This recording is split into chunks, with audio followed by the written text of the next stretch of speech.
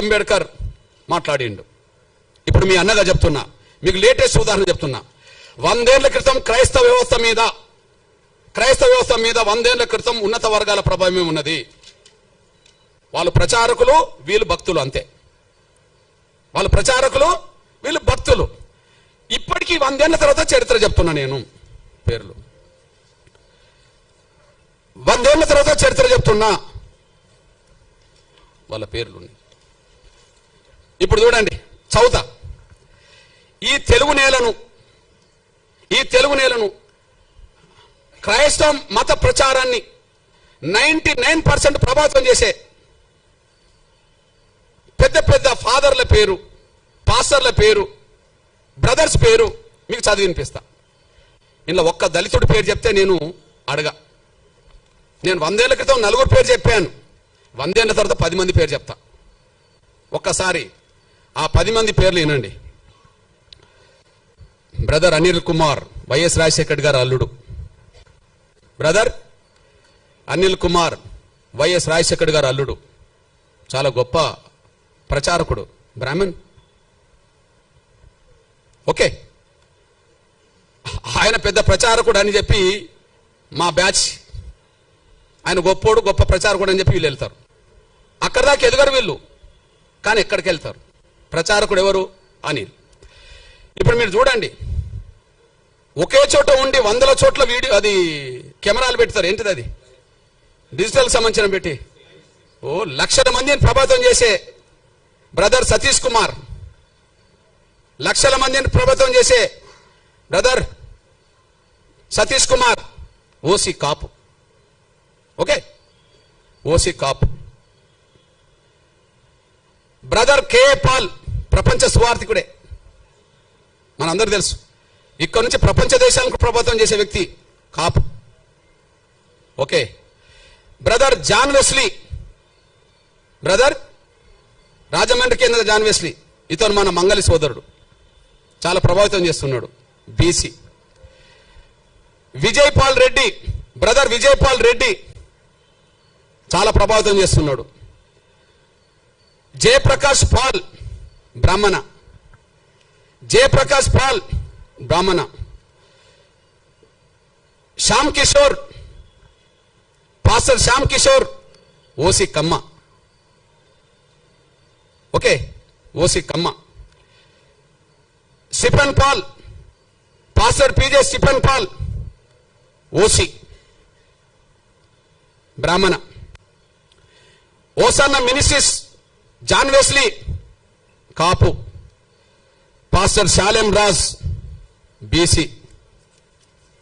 పాసం శాలిం రాజ్, బీసీ. మా దళితుడు ఎక్కడున్నాడో నాకు అర్థమవుతలేడు. వీళ్ళు ఈ తెలుగు నేల మీద క్రైస్తవ మత ప్రచారకులుగా వాళ్ళు దేశంలో అంతర్జాతీయ స్థాయిలో పేరు తెచ్చుకుంటున్నారు. వాళ్ళని నమ్మి సమానత్వం ఉన్నదని చెప్పి వీళ్ళు భక్తులుగా పోతున్నారు. ఇప్పుడు ఈ ప్రచారం చేసిన వాళ్లకు, ఈ మతంలో చేరండి, మతం గొప్పదని చెప్తున్న వాళ్లకు 1950 ఆర్డర్ వర్తించదు. 1950 ఆర్డర్ వర్తించదు. వాళ్ళ కులం వాళ్ళ కులంగానే ఉంటది. వాళ్ళ కులం వాళ్ళ బ్రాహ్మణ కులమే, వాళ్ళు ఓసీలే. వాళ్ళ కమ్మ కులమే, వాళ్ళు ఓసీలే. మా మంగళ సోదరుడు బీసీనే, కాపులు ఓసీనే అక్కడ కదా, కమ్మ వాళ్ళు ఓసీనే. ఈ ఆర్డర్ వాళ్ళకేం వర్తించదు. ఎవరైతే క్రైస్తవ మతం చాలా గొప్పదని ప్రచారం చేసి దూసుకెళ్తున్నారో, పేరు తెచ్చుకుంటున్నారో, ప్రతి ఆదివారం, శనివారం, శుక్రవారం ప్రతిరోజు ప్రార్థన పేరుతో దశమభాగం తీసుకుంటున్నారో,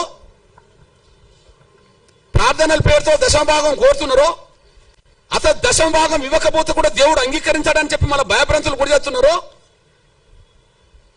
వాళ్లకు ఈ ఆర్టికల్, ఈ రాష్ట్రపతి 1950కి సంబంధించిన ఆర్డర్ వర్తించదు. ఆర్డరు మేము గొర్రెలం కదా, వర్తిస్తాయి. దళితులు వాళ్ళు గొర్రెలాగా భావించుకుంటారు. వీళ్ళకి వర్తిస్తుంది ఆర్డర్. వాళ్ళకు వర్తించదు. మీరు చెప్పండి, ఇది వివక్షత కాదా? అసలు ఆర్డర్ రాజ్యాంగ విరుద్ధం అన్న నేను. ఆర్టికల్ 14 కు 15 కు విరుద్ధం, సమానత్వ స్వేచ్ఛకు విరుద్ధం, ఆర్టికల్ 25 కు విరుద్ధం, మత స్వేచ్ఛకు విరుద్ధం. అంటే బ్రాహ్మణులు మాత్రం క్రైస్తవ మతం పుచ్చుకోండి అంటే ప్రచారం చేయవచ్చునా? కాపులు, కమ్మోళ్ళు, రెడ్డోళ్ళు క్రైస్తవ మతం పుచ్చుకోండి, ఇందులో గొప్ప ధర్మం ఉంటే ప్రచారం చేయవచ్చునా? దశమభాగం పేరుతో వాళ్ళు బాగా వెనుకేసుకోవచ్చునా? దళితులు మాత్రం మతం మార్చుకుంటే వాళ్ళు ఎస్సీలు కాకుండా పోతారా?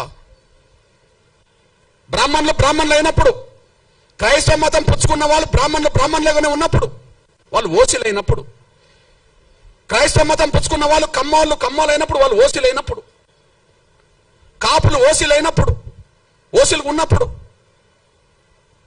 రెడ్లు ఓసీలుగా ఉన్నప్పుడు వాళ్ళకి ఈడబ్ల్యూఎస్ రిజర్వేషన్ వర్తిస్తున్నాయి కదా. వాళ్ళకి ఈడబ్ల్యూఎస్ రిజర్వేషన్ వర్తిస్తున్నాయి కదా. ఇప్పుడు ఎస్సీ ఎస్టీ యాక్ట్ వీళ్ళకి వర్తించదు, రేపు రిజర్వేషన్ వర్తించవద్దు అని అంటుండ్రు కదా. ఎస్సీ యాక్ట్ వర్తించదు, రేపు రిజర్వేషన్ కూడా వర్తించవని మీరు తీర్పులు చెప్పారు కదా ఆర్డర్ పట్టి. అంటే వాళ్ళకు రిజర్వేషన్ కూడా వర్తించవచ్చునా? వాళ్ళ కులహోదాగానే ఉండాలనా? వాళ్ళ కులహోదాను ఉండాలి. వాళ్ళ బ్రాహ్మణులు ఓసీ హోదా ఉండాలి. వాళ్ళు క్రైస్తవ మతం పుచ్చుకున్నా ప్రచారం చేసినా వాళ్ళ ఓసీ హోదా పోతలేదు, వాళ్ళ బ్రాహ్మణ కులం హోదా పోతలేదు, కమ్మాల హోదా పోతలేదు, రెడ్ల హోదా పోతలేదు, కాపుల హోదా పోతలేదు. చివరికి మా బీసీలు కొంతమంది ప్రచారకులు, మత ప్రచారకులు అవుతే వాళ్ళ హోదా బీసీలుగానే మంగళగానే ఉంటది. ఇక్కడ దళితులు మాత్రం మా మీద వివక్ష ఉన్నది నిజమే కదా, పోనీ మతం మార్చుకుంటా అంటే పోతా అని చెప్పి నమ్మిపోతే ఎస్సీ హోదా రద్దు చేస్తారా? ఇది వివక్షతో కూడిన ఆర్డర్ కాదా? ఇది రాజ్యాంగ విరుద్ధం కాదా? ఇది వివక్షతో కూడిన ఆర్డర్ కాదా? ఇది రాజ్యాంగ విరుద్ధం కాదా? మా మీద రుద్దుతారా? మేమేం తినాలి, మేము ఏ విశ్వాసం కలిగి ఉండాలి మా మీద రుద్దుతారా? మేమేం తినాలి, ఏ బట్టలు కట్టుకోవాలి, ఏ విశ్వాసం కలిగి ఉండాలని రుద్దుతారా? ఆ రుద్దడం అనేది రాజ్యాంగ విరుద్ధం కాదా?